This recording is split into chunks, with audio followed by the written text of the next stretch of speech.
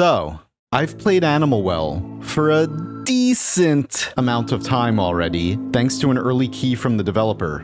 And I can confidently tell you, this game is a masterpiece. It's everything I thought it would be and more. Extremely unique, absolutely splattered with interesting secrets dripping through every single corner of the world, and filled with moments of surprise, shock, and discovery. It could be challenging in some aspects, though. However, if you are a big secret hunter or thinky fan and plan to explore and re-explore the entire world numerous times over, delving into every crevasse and don't want any spoilers at all, then go ahead. Just play it. This is the game you've been waiting so long for. It's a glorious love letter to video game secrets, and I cannot recommend it to you enough. Anyway, let's talk about what makes it so good.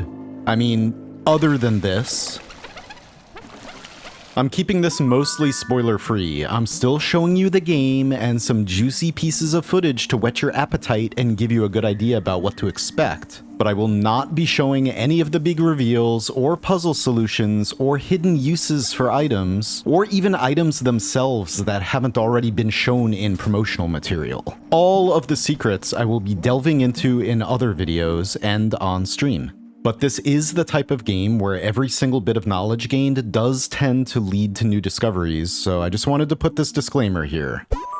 First of all, he did make the entire engine himself, but still, I don't know what kind of voodoo magic Billy Basso practices, because not only are there no bugs, and not only does the game have incredibly low latency, you can double-click it in Steam and be loaded into your save playing in just a couple seconds. Yeah, it's speedy. But also, the entire thing fits inside of 34 megabytes of space. I mean, this simple 7-second clip of cranes right here is bigger than that. It's insane. That might make you think that the game is short, but no. The developer is just a magical wizard genius. Oh, he is the Kwisatz Haderach.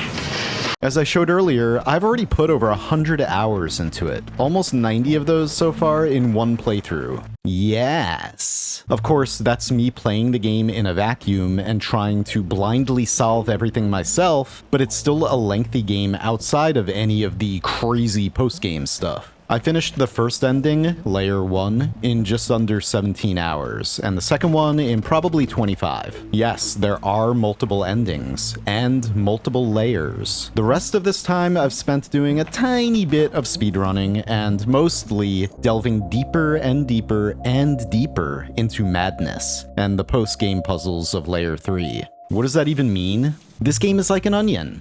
Peel back a layer, and there's another. You finish the game in one way, only to discover an entirely new layer of secrets waiting for you beneath. It's masterfully done. Some people's mileage may vary, depending on whether or not they managed to discover and solve certain things early, but in my playthrough, it worked perfectly and surprised me each time it happened while I discovered a completely new layer to the game. But again, in the words of the developer himself, designing Animal Well is a layered experience. So what that means is, the base layer is something the average person can play through and enjoy to completion. But then there's a second layer, which for most games you would consider this part like 100%ing the game. There are lots of hidden items in nooks and crannies throughout the world. They're not obvious, and you might need some help to find these. The third layer has puzzles that don't really present themselves as puzzles. They might go unnoticed for years, potentially, or they might require some community collaboration to solve. So, yeah. This rabbit hole goes far deeper than you might initially think after those first few hours.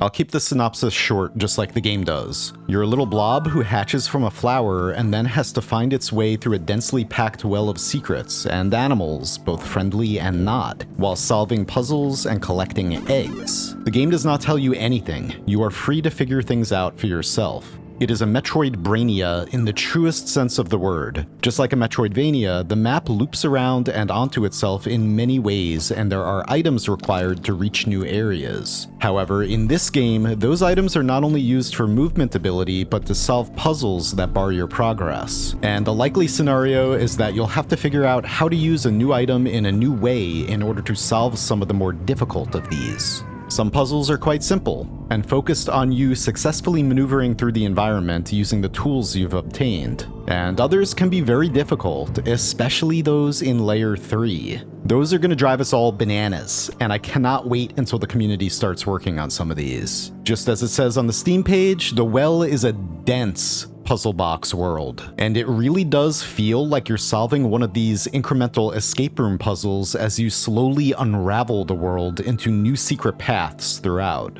And just like with previous Metroidvanias like The Witness, Outer Wilds, or Oberdeen, you will learn new things that will allow you to significantly sequence break in later playthroughs. Audio-visually, it is a delicious treat, just like you will be for the cog if you decide to steal its frisbee. Just listen to those ghostly howls. There are obviously some very cool visual effects happening throughout the game, including a fluid sim that drives a lot of these impressive lighting and shadow effects. You can decrease the flashing, however, if that does bother you. And obviously, you can also disable the scan lines, which I prefer to do in order to see everything I need to see. There's a lot of detail hiding in this game. Some of it might be very important. The sound effects are all great, adding ambience, player feedback exactly when it's needed, or even creepiness. Most of the audio is, in fact, ambience.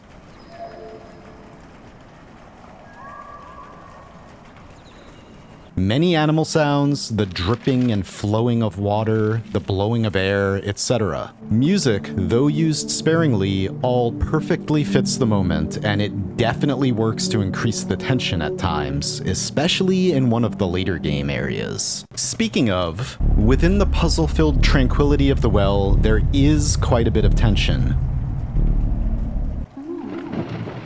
as well as some moments of genuine, adorable terror. This cute little thing?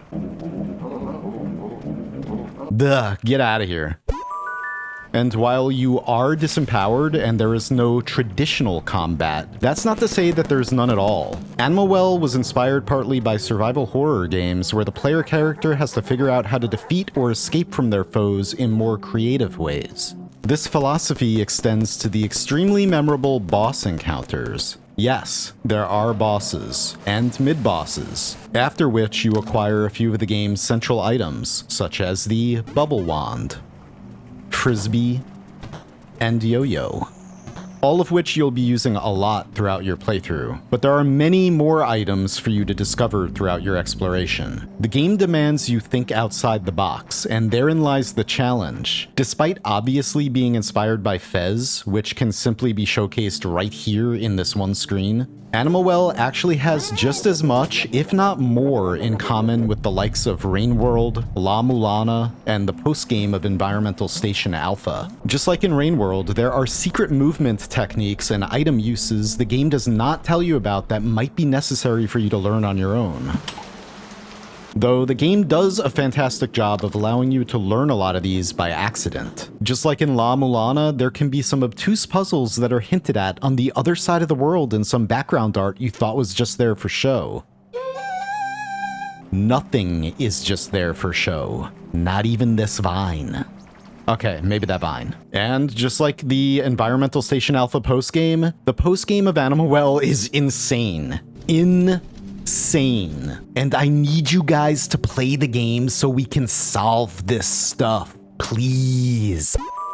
But I did, early in that first playthrough, get stuck. And I wandered this extremely detailed world for a couple hours before I figured out what I had to do to continue. Some people might get frustrated and turned off at that. The endgames are absolutely amazing and surprising, and it would be a shame for anyone to not see it through because of potentially getting stuck. Experimentation is key. However, this game does have a tremendous amount of things to try, so some tips might help you. I'm gonna keep these fairly basic, but if you don't want any spoilers or tips at all, you may now leave. Anyway, here are a few ways I, as a secret hunting thinky game veteran, think that you should approach this game in order to get the most from it and to hopefully avoid any frustration. First of all, very early in the game, you will come to this room, and you'll have a choice as to which direction to travel in. The game is largely non-linear. You can go anywhere you want right now, but I highly recommend you first go to the left, and then up this way. Climb this ladder, and then enter this room right here on the left. This is not only one of the most important rooms in the entire game, but the reason why I had you come here first was to open this chest to get the stamps. This item allows you to place markers on your map. In other games, you might never do this, but in this game, it can seriously save you hours of wandering if you just place marks on your map, especially for chests that you can't yet reach. Like I said, the world is incredibly dense. It's not the largest map, especially compared to something like Hollow Knight, but it is so extremely dense that if you forget how to find a chest or point of interest, it could take you a very long time to find it again. So mark those maps. Next, it's obvious when the game first begins and you first look at the map that these 4 flames are important. Just keep in mind that you can head to any of these at any time, and although you do have to solve puzzles to reach them, you won't need to perform any crazy speedrun techniques to reach any of them. In the beginning of my first playthrough, I zoned out and missed how to easily solve a puzzle in the lower right area, which caused me to wander for a while, and eventually try to get up there using some pretty crazy movement tech. If you find yourself stuck and trying what feels to be very advanced techniques to reach an area, then you probably don't have to be there yet, at least in the early stages of the game. Next, and this goes along with the first tip, saying that the map is densely packed is really an understatement. If you see any negative, unfilled space at all, it probably means there's a way to eventually get in there. So especially when you start really trying to find all those eggs, keep that in mind. Because, and I'm going to show part of the map of my 90-hour save real fast. I'm just going to flash it on screen. So if you don't want to see it at all, then just look away until I say yeah. Anyway, yeah. Finally, don't be afraid to experiment. Like I've said, this game doesn't tell you about some pretty basic abilities you have. Items hide multiple uses, and so do you. I'll just leave it at that.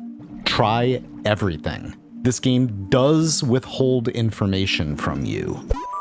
So there we go. In my opinion, Animal Well is a new cult classic modern masterpiece and one of the very rare games that can sit alongside the likes of Fez, Tunic, Rainworld, Noita, La Mulana, ESA, Outer Wilds, etc. Prominently riddled with secrets and filled with wonder. It's amazing. Have fun, and if you have any trouble finding those eggs, that'll be my next video. How to find every single one of the eggs in Animal Well. I'm still working on post-game stuff, and I think a lot of that will require community involvement. But you can expect to see videos on all of it here on this channel in the coming days, weeks, months, years. So if that sounds interesting, drop a sub. Drop a like on this video too if you feel like it. All that good stuff. Now go out, get your loaf of Wonder Bread, and enjoy the game. Happy well dwelling. Now, what's up with all this glass?